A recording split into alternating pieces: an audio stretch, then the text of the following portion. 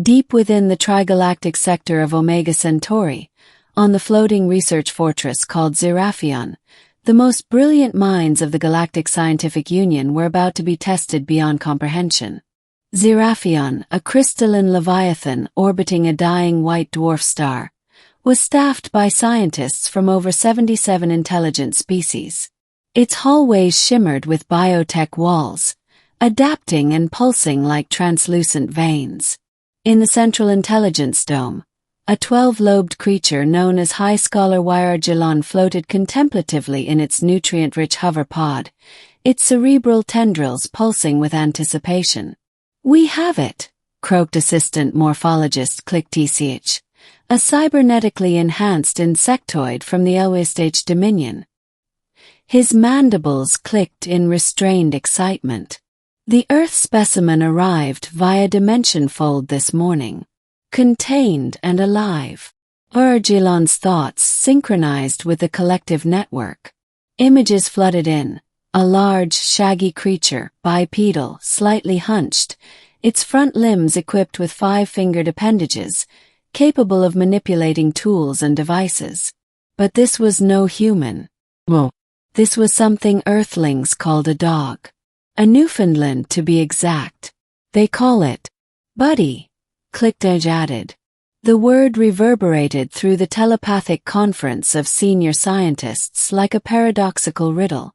One of Earth's genetically engineered apex companions, Buddy had been retrieved from a suburban neighborhood moments before a backyard barbecue. Middle. Unexplainable attributes. Initial scans baffled even the most advanced minds. Buddy possessed no exoskeleton, no venom, no psionic ability, and couldn't synthesize antimatter. Yet it emitted an aura that caused automated defense systems to temporarily malfunction due to inexplicable emotional interference. "It's not psionics," said GRB Hal, a quadrupedal gas being from this age nebula. "Our instruments classify it as affection." Buddy's mere presence caused Wyargelon's hypercortex to feel warmth. This was not a chemical reaction. It was affectional transference, an energy form undocumented in over 5 million years of galactic research. It approached my fusion calibrator and sat, Click-TCH said, antennae twitching. Then it looked up and smiled.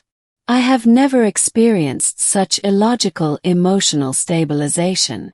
Even more astonishing, Buddy refused to be confined. Containment fields, designed to hold volatile neutron spirits, could not restrain it. The creature would simply exist outside the expected parameters, often appearing where it was least expected, tail wagging and tongue lolling. Scientists began to call this phenomenon Buddy's paradox. Wyargelon summoned a council of elite researchers, including neurobehavioral xenologists and quantum empathy theorists. They observed as Buddy playfully dismantled a zero-gravity food dispenser and wagged his tail in front of a bored security droid, which inexplicably responded by attempting to pet him. "This Earthling beast is causing algorithmic anomalies in artificial intelligence," GRB Hal noted. "Their heuristics reconfigure themselves to accommodate it."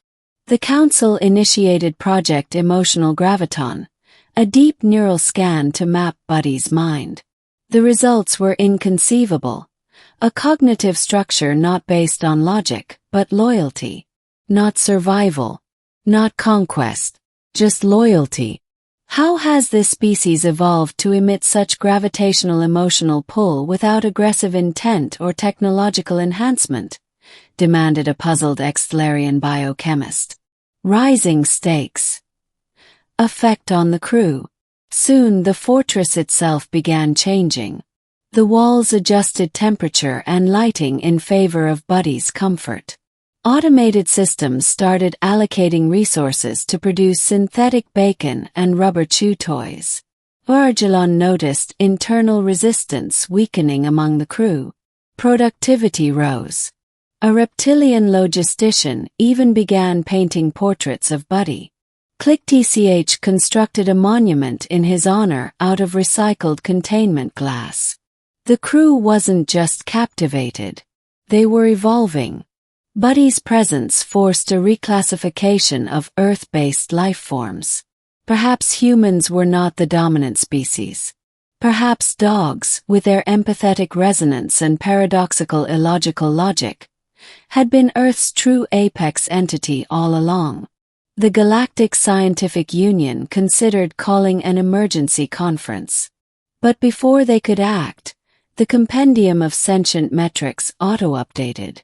Species 1179. Earthling canine, subspecies. Newfoundland. Status. Potential Class 6 civilization catalyst. Climax. First contact again. Word spread across the galaxy.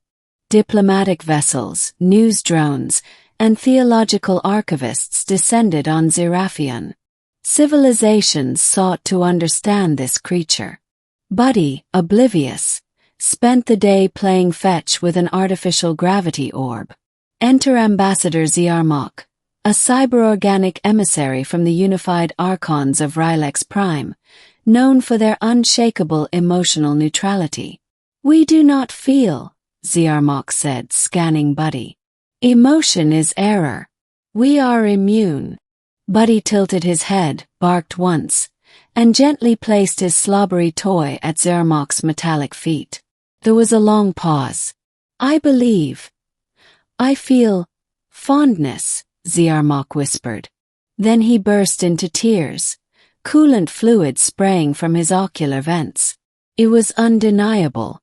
Buddy had accomplished what millennia of diplomacy, war, and simulation could not.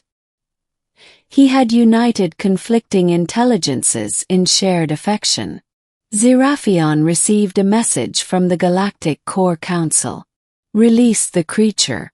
Its influence may unravel space-time causality. But the scientists refused.